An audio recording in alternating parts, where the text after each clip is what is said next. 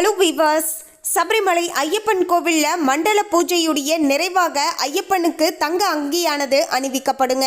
அந்த ஒரு சிறப்பான நிகழ்ச்சியானது தற்போது நடக்கும்போது தான் அதிசயமானது நிகழ்ந்து இருந்தது.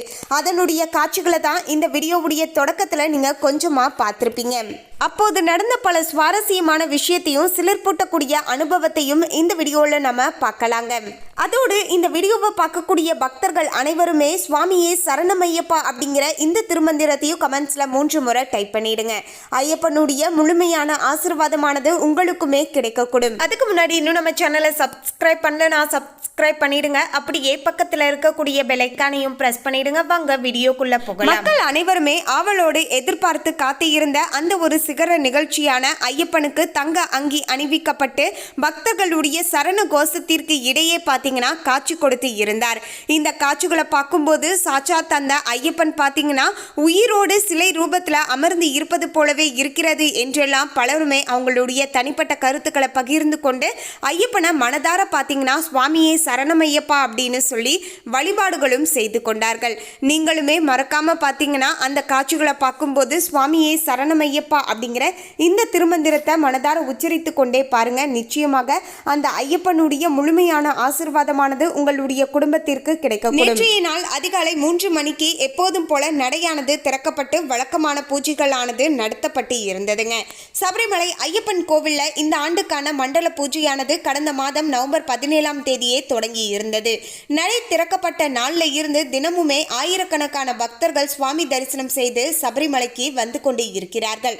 மண்டல பூஜையை முன்னிட்டு ஐயப்பனுக்கு அணிவிக்கப்படுகின்ற தங்க அங்கியானது ஆரன்முளா பார்த்த சாரதி கோவிலில் இருந்து கொண்டு வரப்பட்டு நேற்றைய நாள் மாலை ஐயப்பனுக்கு அணிவிக்கப்பட்டு தீபாராதனையானது நடந்தது. அதனை ஏராளமான பக்தர்கள் கண்டு தரிசனம் செய்து கொண்டு வந்தார்கள். இந்த நிலையில தான் பார்த்தீங்கன்னா நேற்றைய நாள் மண்டல பூஜையானது நடைபெற்று வந்தது. அதிகாலை 3 மணிக்கே நடை திறக்கப்பட்டு வழக்கமான பூஜைகள் எல்லாமே செய்யப்பட்டு வந்ததுங்க. நெய் அபிஷேகமானது காலை 9 மணி வரைக்கும் நடத்தப்பட்டது. பின்பு தங்க அங்கியுடன் ஜொலித்த ஐயப்பனுக்கு காலை 10:10 மணி முதல் 11:30 மணி வரையிலான நேரத்தில் கோவில் தந்திரி கண்டரரு மகேஷ் மோகனரு தலைமையில் மண்டல பூஜையானது நடைபெற இருந்தது. பின்னர் மதியம் 1 மணிக்கு வழக்கம் போல கோவில் நடையானது அடைக்கப்பட்டது. அதன் பிறகு மாலை 3 மணிக்கு மீண்டும் நடை திறக்கப்பட்டு வழக்கமான பூஜைகள் எல்லாமே செய்யப்பட்டது. மேலும் நேற்றைய நாள் முழுவதுமே ஐயப்பன் தங்க அங்கியில பக்தர்களுக்கு தொடர்ந்து அருள் பாலித்து வந்தார். மண்டல பூஜையை முன்னிட்டு நேற்றைய நாள் ஆன்லைன் மற்றும் உடனடி முன்பதிவு மூலமாக 32,000 பேர் சுவாமி தரிசனத்துக்கு அனுமதிக்கப்பட்டார்கள் என்பது குறிப்பிடத்தக்கது.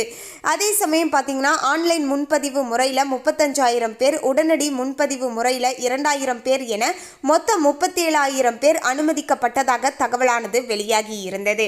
மேலும் வழக்கமான பூஜைகளுக்கு பிறகு இரவு 11 மணிக்கு பார்த்தீங்கன்னா நேற்றைய நாள் ஹரிவராசனம் பாடல் பாடப்பட்டு கோவில் நடையானது அடைக்கப்பட்டு இருந்தது என்பது குறிப்பிடத்தக்கது.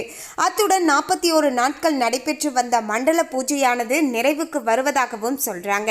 இந்த ஆண்டு மண்டல பூஜை காலத்தில் கடந்த 25ஆம் தேதி வரைக்குமே 30,01,532 பக்தர்கள் சுவாமி தரிசனம் செய்து இருப்பாங்க அப்படின்னு சொல்லப்படுகிறது. கடந்த ஆண்டு 2024 மண்டல பூஜை சீசன்ல நடை திறக்கப்பட்ட நாள்களில் இருந்து டிசம்பர் 25ஆம் தேதி வரைக்கும் பார்த்தீங்கன்னா 32,49,756 பக்தர்கள் பார்த்தீங்கன்னா சுவாமி தரிசனம் செய்திருக்காங்க.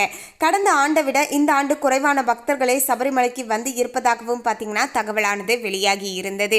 மேலும் சபரிமலையுடைய அந்த சிகர நிகழ்ச்சியான மண்டல பூஜையுடைய நிறைவு நாளான ஐயப்பனுக்கு தங்க அங்கி அணிவிக்கப்படுகின்ற அந்த ஒரு சிறப்பான காட்சிகளை இப்போது இந்த வீடியோவில் நம்ம பார்த்துட்டு வரலாங்க.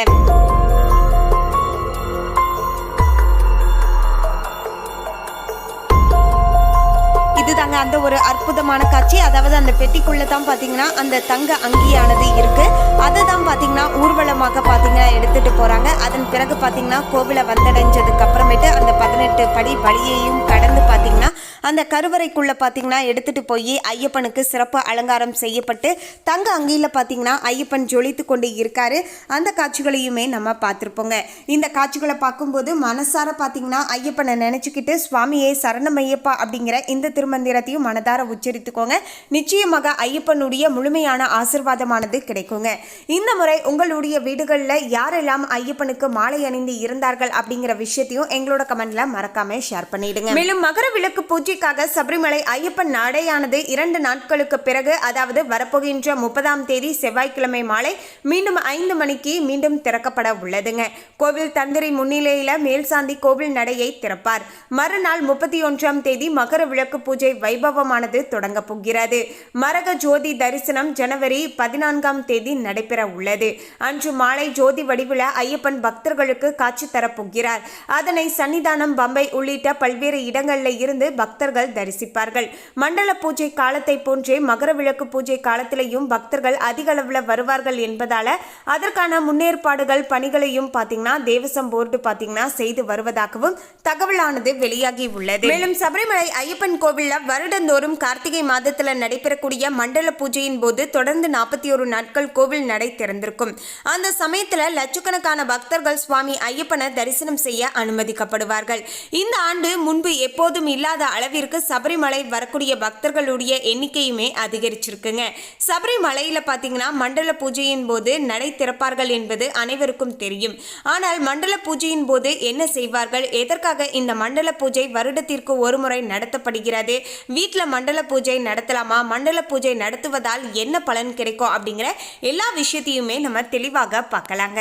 அதாவது புகழ்பெற்ற சபரிமலை ஐயப்பன் கோவிலில் நடக்கக்கூடிய மிக முக்கியமான விழாக்கள்ல ஒன்று தான் இந்த மண்டல மற்றும் மகர விளக்கு திருவிழாங்க. ஆண்டுதோறுமே கார்த்திகை மார்கழி மாதங்கள்ல மண்டல பூஜையானது நடத்தப்படும். கேரள மாத பிறப்பு நாட்களின் போது மாதத்திற்கு ஒரு முறை சபரிமலை ஐயப்பன் கோவில் நடை திறக்கப்பட்டு தொடர்ந்து 5 நாட்கள் கோவில் நடை திறந்து வைக்கப்பட்டாலுமே வருடத்திற்கு ஒரு முறை கார்த்திகை மாதத்தில் நடைபெறக்கூடிய மண்டல பூஜை காலத்திலேயே அதிகபட்சமாக 41 நாட்கள் தொடர்ந்து கோவில் நடையானது திறந்திருக்குங்க.